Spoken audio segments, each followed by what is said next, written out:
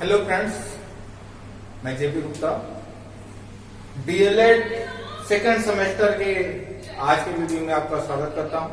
DElEd second semester में प्रारंभिक शिक्षा के नवीन प्रयास के अंतर्गत हम बात कर रहे थे राष्ट्रीय शिक्षा नीति, संशोधित राष्ट्रीय शिक्षा नीति 1986 और 1992। पिछले वीडियो में हमने इसका अध्ययन किया कि संशोधित राष्ट्रीय शिक्षा नीति 1986 क्या है, उस ऑब्लिक 1992 अर्थात जो संशोधित होकर 1992 में आई थी, क्या क्या संशोधन हुआ था उसके बारे में हमने डिस्कस किया। शिक्षा नीति हमने बताया था 12 खंडों में विभक्त थी। जो 86 की शिक्षा नीति थी वो 12 खंडों में विभक्त थी और उसकी कार्य योजना 24 खंडों में थी। अर्थात शिक्षा नीति को कैसे प्राप्त किया जाए उसके लिए जो कार्य योजना बनाई गई थी वो 24 खंडों में विभक्त थी। और लेकिन जब संशोधित होकर 1992 में आई तो 1992 में शिक्षा नीति में कुछ संशोधन किया गया। खंड उसके 12 रह गए, उसमें थोड़ा बहुत संशोधन किया गया। 6 खंडों में उसके संशोधन था, 6 खंडों में संशोधन नहीं था। पिछले वीडियो में हमने आपको बताया। और उसके साथ साथ जब उसके नीति में संशोधन हुआ तो कार्य योजना में संशोधन होना स्वाभाविक बात है। तो उसके कार्य योजना 1992 की जो कार्य योजना हुई उसमें भी संशोधन हुआ और कार्य योजना 1992 कहलाई। उस समय कार्य योजना 1986 में 24 खंड थे, लेकिन कार्य योजना 1992 में उसको 23 खंडों में विभक्त किया गया। 24 से उठा के 23 खंड कर दिया गया। तो ये 23 खंडों में विभक्त है। उसमें से जैसी ये लिखा है कि 1992 में राष्ट्रीय शिक्षा नीति 86 के संशोधन के साथ उसकी कार्य योजना में भी संशोधन किया गया, जिसे कार्य योजना 1992 के नाम से जाना जाता है। किस नाम से? कार्य योजना 1992 के नाम से हम जानते हैं। कार्य योजना 1986 और 24 खंडों में विभक्त थी, परंतु कार्य योजना 1992 कितने हैं? परंतु यह जो कितने 23 खंडों में विभक्त है। अब वो 23 खंडों में क्या है, क्या कार्य योजना है, थोड़ा सा हम संक्षेप में सबका अध्ययन करते हैं कि इन कार्य योजना में क्या बताया गया कि जो वो शिक्षा नीति जो 12 खंडों में विभक्त थी उसको प्राप्त करने के लिए जो कार्य योजना थी वो कार्य योजना है क्या। जो 1992 कार्य योजना में क्या क्या है, उसमें पहला खंड जो है वो है नारी समानता के लिए शिक्षा। अर्थात नारी समानता के लिए कि सभी नारियों को भी पुरुषों के समान शिक्षा मिल सके, नारी भी शिक्षा ग्रहण कर सके जिस प्रकार पुरुष शिक्षा ग्रहण कर रहे हैं। क्योंकि नारी शिक्षा का प्रतिशत उस समय बहुत कम था, तो उसीलिए उन्होंने कहा कि बालिकाओं की प्रारंभिक शिक्षा पर बल दिया जाए। प्रारंभिक शिक्षा जो प्राथमिक शिक्षा है उस पर बल देने की बात है। प्रारंभिक और उच्च शिक्षा कि नारियों के प्रारंभिक शिक्षा पर बल दिया जाए, साथ साथ उनके तकनीकी और व्यवसायिक शिक्षा की ओर आकर्षित किया जाए। ये नहीं कि वो सिर्फ प्रारंभिक शिक्षा ग्रहण करके घर बैठ जाए, नहीं, प्रारंभिक शिक्षा के साथ साथ वो व्यवसायिक और तकनीकी शिक्षा की ओर भी आकर्षित हो, इस पर भी बल दिया जाए। शिक्षा की ओर ध्यान आकर्षित किया जाए। और जो प्रौढ़ हो चुकी है महिलाएं, प्रौढ़ की आयु जो होती है 15 से 35 वर्ष होती है, तो वही कह रहा है 15 से 35 वर्ष प्रौढ़ शिक्षा की जो महिलाएं हैं उनको भी शिक्षा पर विशेष बल दिया जाए, अर्थात उनको भी साक्षर बनाने पर बल दिया जाए, जिससे नारी समानता आ सके, नारी भी पुरुषों के समान शिक्षित हो सके। नारी के शिक्षा के बाद SC ST और पिछड़े वर्गों की शिक्षा की बात उन्होंने कही। SC ST और पिछड़े क्षेत्रों की या पिछड़े वर्गों की शिक्षा के लिए कहा कि इन क्षेत्रों में या इन वर्गों में प्रारंभिक शिक्षा स्कूल खोला जाए। कम है, इन क्षेत्रों में कम है, तभी यहाँ की शिक्षा कम है। SC ST के बच्चों की या पिछड़े वर्ग के बच्चों की शिक्षा कम है, उच्च वर्गों के बच्चों की शिक्षा ज्यादा है प्रतिशत। तो इसलिए इन क्षेत्रों में प्रारंभिक स्कूल खोला जाए और शिक्षा की तरफ इनका ध्यान आकर्षित करने के लिए, ध्यान रखिएगा, शिक्षा की तरफ इनका ध्यान आकर्षित करने के लिए इनको निःशुल्क गणवेश मतलब यूनिफॉर्म भी दिया जाए, ड्रेस भी दिया जाए, पुस्तकें दी जाए, स्टेशनरी दी जाए, मध्याह्न भोजन दिया जाए। ये सारी बातें इन्होंने कही कि किस प्रकार हम SC ST और पिछड़े वर्गों को शिक्षित कर सकते हैं, क्योंकि ये सामान्य वर्ग की जो शिक्षा है उससे काफी पीछे है। इनकी शिक्षा कैसे बढ़ा सकते हैं? तो इनके लिए क्या कहा, प्राथमिक स्कूल खोले जाए, प्रारंभिक स्कूल खोले जाए और साथ ही साथ इनको यूनिफॉर्म, स्टेशनरी, जूता, कॉपी किताब और मध्याह्न भोजन मतलब कि स्कूल के बीच में जो हाफ डे वो बीच में छुट्टी होती है, उसको कहा उस समय जो खाने पीने की छुट्टी होती है, इंटरवल जिसको कहते हैं, उस समय भोजन की व्यवस्था की जाए। ये कही, इससे इनके शिक्षा का स्तर उठा सकते हैं, इनके शिक्षा का प्रतिशत बढ़ा सकते हैं। ये करके नारी शिक्षा का प्रतिशत बढ़ा कर सकते हैं और ये करके इनके शिक्षा का प्रतिशत बढ़ा सकते हैं, इसलिए ये किया जाए। साथ साथ बात किया अल्पसंख्यकों की शिक्षा की बात कही कि अल्पसंख्यकों की शिक्षा, इनकी शिक्षा को कैसे बढ़ा सकते हैं। तो पिछड़े अल्पसंख्यक क्षेत्रों में, जहां पिछड़ा अल्पसंख्यक क्षेत्र है, वहां पर प्रारंभिक स्कूलों की व्यवस्था करने की बात कही कि जो पिछड़े अल्पसंख्यक क्षेत्र है वहां पर प्रारंभिक स्कूल खोले जाए, पॉलिटेक्निक शिक्षा व्यवस्था इनके लिए किए जाए, कोचिंग की व्यवस्था की जाए इनके लिए, तथा छात्रावास योजनाओं का विस्तार किया जाए जिसमें वहां वो रहकर वो शिक्षा ग्रहण कर सके। तो इन कार्यों के द्वारा हम अल्पसंख्यकों की शिक्षा का प्रतिशत बढ़ा सकते हैं, इसलिए ये कार्य किए जाएगा। साथ साथ विकलांगों की शिक्षा के लिए उन्होंने कहा कि विशिष्ट विद्यालय खोले। विकलांगों के लिए जो हैंडीकैप्ट है, विकलांग पहले कहा जाता था, अब दिव्यांग कहा जाता है, इनको विकलांग नहीं कहा जाता। तो दिव्यांगों की शिक्षा के लिए विशिष्ट विद्यालय, पाठ्यक्रम का विशिष्ट विद्यालय खोले जाए, पाठ्यक्रम को लचीला बनाया जाए। ऐसा नहीं है कि तटस्थ हो, उसको कम या ज्यादा नहीं किया जाए। भाई जैसा जो विकलांग है, जितना जो ग्रहण कर सकता है उतना वो ग्रहण करके आगे चले।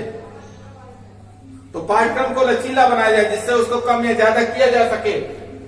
और साथ साथ व्यवसायिक प्रशिक्षण की योजना की बात करें कि उनको व्यवसायिक प्रशिक्षण दिया जाए जिससे ये आत्मनिर्भर बन सके, स्वावलंबी बन सके। तो व्यवसायिक प्रशिक्षण योजना की बात, इसके लिए विकलांगों की शिक्षा के लिए इन्होंने ये बात की कि ये कार्य किए जाए। प्रौढ़ एवं सतत शिक्षा, प्रौढ़ शिक्षा, इसके लिए इन्होंने कहा NLM, नेशनल लिटरेसी मिशन। क्या चीज? नेशनल लिटरेसी मिशन को गति प्रदान करने की बात कही, इसको और तेजी लाया जाए नेशनल लिटरेसी मिशन को। और ये इसके अंतर्गत ही हम प्रौढ़ शिक्षा वगैरह ज्यादातर देते हैं। नेशनल लिटरेसी मिशन है कि जो भी शिक्षित नहीं है, जो भी साक्षर नहीं, उनको साक्षर बनाया जाए। उसमें से बच्चे हैं वो तो खैर स्कूलों में भेज कर हम साक्षर बना सकते हैं, लेकिन जो बड़े हो चुके हैं, जो प्रौढ़ हो चुके हैं, उनको प्रौढ़ शिक्षा के माध्यम से किया जाए। तो एक नेशनल गति प्रदान किया जाए। और इसके साथ साथ सतत शिक्षा, जोड़ नौ साक्षरों को स्वावलंबी बनाने पर बल दिया जाए। उनके साथ साथ जो और जो नए साक्षर हैं, सतत शिक्षा पर बल देकर, कंटिन्यूअस एजुकेशन पर बल देकर, जो नए साक्षर हो रहे हैं, जो अभी साक्षर होकर निकल रहे हैं, उनको स्वावलंबी बनाने पर बल दिया जाए, उनको कुछ ना कुछ स्किल डेवलपमेंट कराई जाए, उस पर बल देने की बात है। साथ साथ नौ साक्षर प्रौढ़ भी होते हैं। नौ साक्षर ऐसा बात नहीं है नए नए साक्षर बने, वो प्रौढ़ भी होते हैं। जो प्रौढ़ भी सीख कर पढ़ना, लिखना, बोलना, जोड़ना सीख कर, 3 R सीखकर, रीडिंग, राइटिंग और अर्थमेटिक, गांधी जी ने दिया था प्रयास, उसको जानकर वो साक्षर बन सकते हैं। तो वही चीज उनको बनाकर उनको स्वावलंबी बनाने पर बल दिया जाए कि वो अपना स्किल डेवलपमेंट कराया जाए, जिससे वो अपना भरण पोषण स्वयं कर सके। साथ साथ पूर्व बाल्य काल पर चर्चा और शिक्षा, मतलब प्रारंभिक शिक्षा में जो प्रवेश की आयु निर्धारित की थी वो 6 वर्ष थी। तो 6 वर्ष से पहले, 3 से 6 वर्ष पूर्व बाल्यावस्था, तो यहाँ तात्पर्य वहां है कि 3 से 6 वर्ष।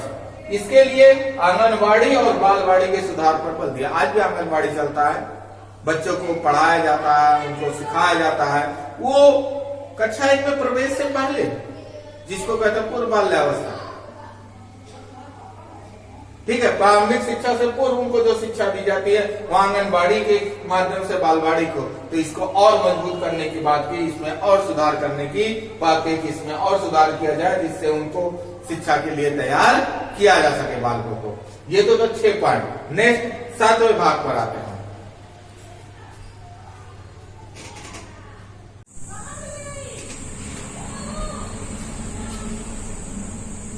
सातवें भाग की बात करें तो सातवां भाग जो है प्रारंभिक शिक्षा है।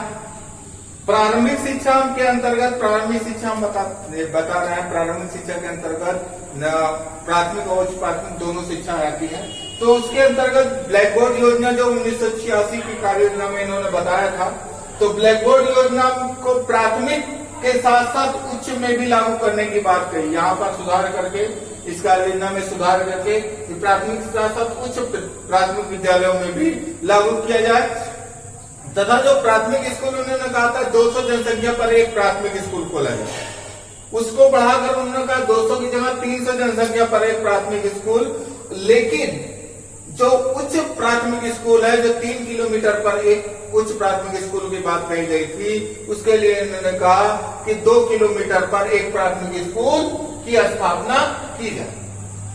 और जो प्राथमिक विद्यालयों में 1986 के तहत इन्होंने कहा था कि 2 ब्लैक बोर्ड योजना के अंतर्गत 2 शिक्षक और 2 कमरे की व्यवस्था हो हर प्राथमिक स्कूल में, उसमें उसको बढ़ाकर इन्होंने 3 कमरे और 3 शिक्षक की बात कही। तो ये प्रारंभिक शिक्षा के विकास के लिए ये बातें कही। तथा माध्यमिक शिक्षा के विकास के लिए उन्होंने क्या कहा कि 1986 तक जो माध्यमिक शिक्षा थी, 1986 में जो कही गई थी 10th तक माध्यमिक शिक्षा मानी जाती थी, अर्थात यूं कहें कि 9th और 10th ही माध्यमिक शिक्षा थी। लेकिन 1992 में 11th और 12th को भी माध्यमिक शिक्षा का अंग बना दिया गया। 9th 10th अब माध्यमिक शिक्षा कहलाती है और 11th 12th उच्च माध्यमिक शिक्षा कहलाती है। तो जोड़ने की बात कही और माध्यमिक और उच्च माध्यमिक के विस्तार और सुधार की बात कही, कहा कि इसके सुधार के सुझाव दिए और इसके विस्तार की बात कही, और पाठ्यक्रमों में आवश्यक परिवर्तन किए जाए, ऐसी बात उन्होंने कही। आवश्यक परिवर्तन करने के लिए कहा। नवोदय विद्यालय जो राजीव गांधी की महत्वाकांक्षी योजना थी और उन्होंने 1986 में इसको लागू किया था, तो वही कहा है कि 1997 तक सभी जिलों में नवोदय विद्यालय की स्थापना की जाए। कब तक? 1997 में सभी जिलों में नवोदय विद्यालय की स्थापना की जाए तथा इसके प्रवेश परीक्षा में विश्वसनीयता बढ़ाई जाए। क्या किया जाए? प्रवेश परीक्षा में विश्वसनीयता बढ़ाई जाए, प्रवक्ता नियुक्ति और अन्य कार्यों पर भी बल दिया जाए कि इसमें अच्छे टीचर हो सके तथा अन्य जो कार्य हैं इसके उसमें भी सुधार की बात कही। ये नवोदय विद्यालय विकास की बात कही। व्यवसायिक शिक्षा के लिए इन्होंने कहा क्या किया? व्यवसायिक शिक्षा संयुक्त परिषद के गठन और उसकी गुणवत्ता बढ़ाने पर बल दिया। किसके? व्यवसायिक शिक्षा के लिए व्यवसायिक शिक्षा संयुक्त परिषद का गठन किया और उसकी गुणवत्ता बढ़ाने पर बल दिया। उच्च शिक्षा के लिए उन्होंने क्या किया? उच्च शिक्षा के विस्तार हेतु राज्यों में शिक्षा राज्य परिषदों के गठन करने की बात। राज्यों में क्या किया? शिक्षा राज्य परिषदों का गठन किया और उसमें खुली शिक्षा के विस्तार पर भी बल दिया। खुली शिक्षा, मुक्त शिक्षा जो हम बात कर रहे हैं यहाँ आ मुक्त शिक्षा, इसके लिए उन्होंने कहा प्रत्येक राज्य में एक मुक्त विश्वविद्यालय स्थापित की जाए। ओपन यूनिवर्सिटियां प्रत्येक राज्य में स्थापित किया जाए। साथ साथ उपाधि को भी रोजगार से विलकता की बात कही, 1986 वाले में भी इन्होंने कही थी, जहां इन्होंने कहा कि लिपिक एवं समवर्गीय स्थानों, मतलब लिपिक से के समकक्ष जो स्थान है वहां पर ये ना देखा जाए कि उपाधि के आधार पर किसी की भर्ती की जाए, बल्कि उसकी कुशलता, उसकी प्रवीणता और उसकी दक्षता के आधार पर उसकी भर्ती किया जाए। तो रोज उपाधि से उसको अलग करने की बात कही। किस स्थान? लिपिक एवं समवर्गीय स्थानों के लिए।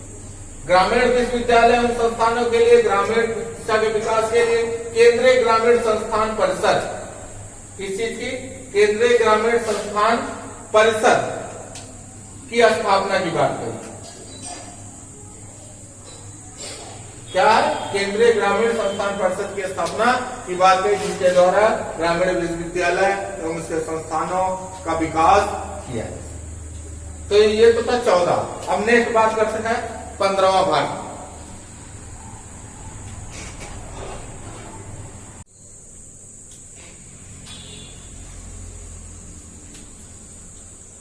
कार्य योजना के 15वें भाग में तकनीकी एवं प्रबंध शिक्षा की बात कही। तकनीकी एवं प्रबंध शिक्षा के लिए क्या बात कही कि अखिल भारतीय तकनीकी शिक्षा परिषद ACTE, जो हमने उसमें भी बताया था, उसमें मजबूत करने की बात कही थी, जो नीति में थी 12 खंड थी, उसमें भी इसमें मजबूत करने, तो वही कहा ACT को, अखिल भारतीय तकनीक शिक्षा परिषद को सुदृढ़ करने तथा IIT और IIM को जैसी संस्थाओं के गुणवत्ता को बढ़ाने पर बल दिया। कहा कि इसकी गुणवत्ता बढ़ाई जाए तथा इसको मजबूत किया जाए। अखिल भारतीय तकनीक शिक्षा परिषद अनुसंधान एवं विकास के लिए उन्होंने कहा कि अनुसंधान केवल डिग्री पाने तक के लिए नहीं किया जाए, ऐसा ना हो किसी उपाधि पाने तक के लिए ही अनुसंधान किया जाए, बल्कि उसके उपयोगी अनुप्रयोग पर बल देने की बात कही कि उसका अच्छे से प्रयोग हो सके, जो अनुसंधान है वो जीवन में लागू हो सके, उसके बाद कही ऐसे अनुसंधान किए जाए। साथ साथ सांस्कृतिक परिपेक्ष के लिए कही कि पूर्व प्राथमिक से लेकर उच्च स्तर तक, ध्यान रखिएगा, पूर्व प्राथमिक से लेकर उच्च स्तर तक सांस्कृतिक कार्यक्रमों के प्रशिक्षण, शिक्षण, आयोजन की बात कही कि पूर्व प्राथमिक से लेकर जो आंगनबाड़ी बालवाड़ी थी वहां से लेकर उच्च शिक्षा तक सांस्कृतिक कार्यक्रमों का प्रशिक्षण हो, प्रशिक्षण हो तथा उनका आयोजन हो। और अंतर जनपदीय सांस्कृतिक संबंध बनाने पर बल दिया कि अंतर जनपदीय भी, सिर्फ ये भी हमारा संस्कृत है, हम अपनी संस्कृति के आधार पर कर रहे हैं, अंतर जनपदीय, अंतर राज्यीय सांस्कृतिक संबंध बढ़ाने पर बल दिया। हम अपना सांस्कृतिक कार्यक्रम वहां पेश करें, वो हमारे यहाँ पेश करें, जिससे दोनों के एक दूसरे के संस्कृति से या एक दूसरी जगह के संस्कृति से हम परिचित हो सके। साथ साथ भाषाओं के विकास पे बात कही, हमने कहा था त्रिभाषा सूत्र, जो कोठारी कमीशन ने संशोधित त्रिभाषा सूत्र दिया था, उसके विकास, उसको लागू करने, हिंदी को संपर्क भाषा के रूप में विकास करने तथा उच्च शिक्षा का माध्यम क्षेत्रीय भाषा बनाने की बात कही, उच्च शिक्षा क्षेत्रीय भाषाओं में दी जाए, ऐसी बात कही गई। साथ साथ जन संचार एवं शैक्षिक तकनीक के बारे में कहा कि कंप्यूटर द्वारा शिक्षा देने की पर जोर दिया जाए, कंप्यूटर आधारित शिक्षा जहां तक हो, कंप्यूटर द्वारा शिक्षा पर जोर दिया जाए तथा रेडियो और टेलीविजन कार्यक्रमों का विस्तार किया जाए। शिक्षा संबंधी जो रेडियो और टेलीविजन कार्यक्रम है उनका और विस्तार किया जाए और ज्यादा किया जाए।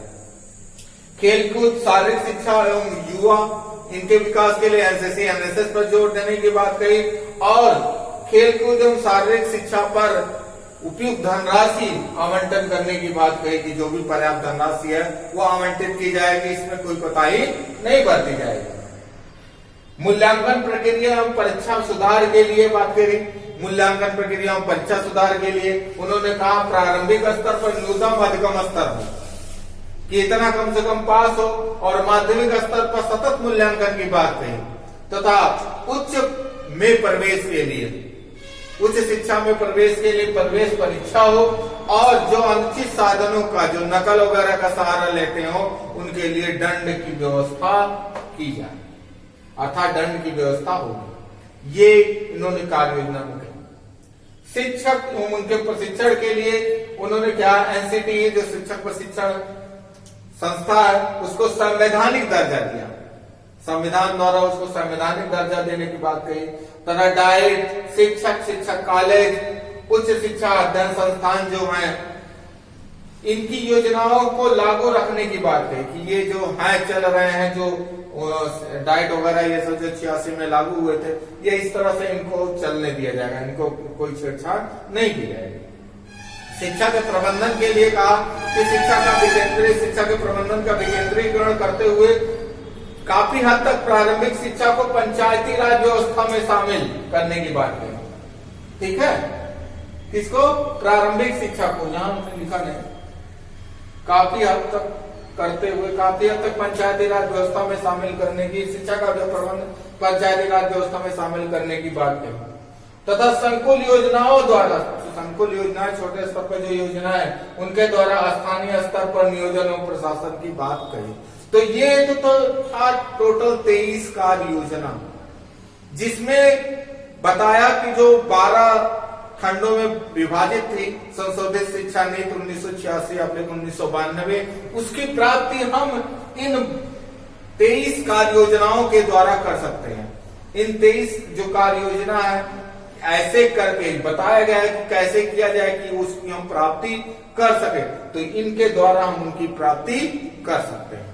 कितनी कार्य योजना है? 23 कार्य योजना। इसी के साथ कार्य योजना 1992 यही समाप्त होता है।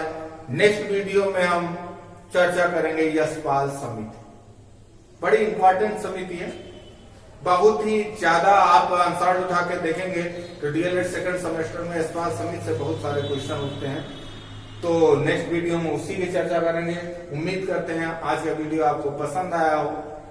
पसंद आया होगा लाइक करिए, शेयर करिए, कमेंट करिए। इसी के साथ आज का वीडियो यही समाप्त करते हैं। धन्यवाद।